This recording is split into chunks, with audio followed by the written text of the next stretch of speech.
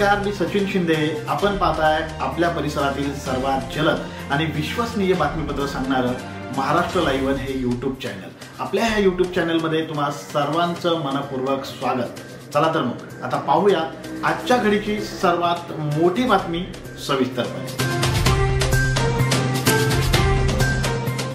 काही दिवसांपूर्वी गजा मारणेला येरवडा कारागृहातून दुसऱ्या कारागृहात हलवण्याचा निर्णय घेण्यात आला।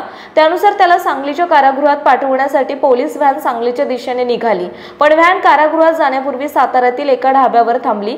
तिथे पोलिसांनी गजा मारणेसोबत मटण पार्टी केली। या घटनेची गांभीर्याने दखल पुणे पोलीस आयुक्तांनी घेतली आणि संबंधित पोलीस अधिकारी आणि कर्मचाऱ्यांवर निलंबनाची कारवाई केली। त्यानंतर पोलीस आयुक्त अमितेश कुमार यांनी मारणे टोळीला धमका दिला। मारणे टोळीचा प्रमुख गजा मारणे सह टोळीतील अन्य सदस्यांच्या गाड्या कारवाईत पोलिसांनी जप्त केल्या आहेत। आतापर्यंत करण्यात आलेल्या कारवाईत पोलिसांनी मारणे टोळीच्या 10 ते 15 गाड्या जप्त केल्या।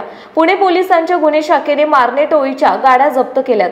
मारणे टोळीचा प्रमुख गजा मारणेसह टोळीतील अन्य सदस्यांच्या गाड्या जप्त करण्यात आल्यात। यामध्ये 2 Toyota Fortuner, 1 Mahindra Thar, 1 Tata Nexon या महागड्या गाड्यांसह आणखी 4 चारचाकी गाड्या जप्त करण्यात आल्यात। तसेच काही दुचाकी देखील पोलिसांनी कारवाईत जप्त केल्या। आपल्या भागातील बातम्या पाहण्यासाठी यूट्यूबवर महाराष्ट्र लाईव्ह न्यूज चॅनलला यूट्यूबवर सबस्क्राइब करा आणि बेल आयकॉन प्रेस करा। तसेच आमच्या फेसबुक पेजला फॉलो करा।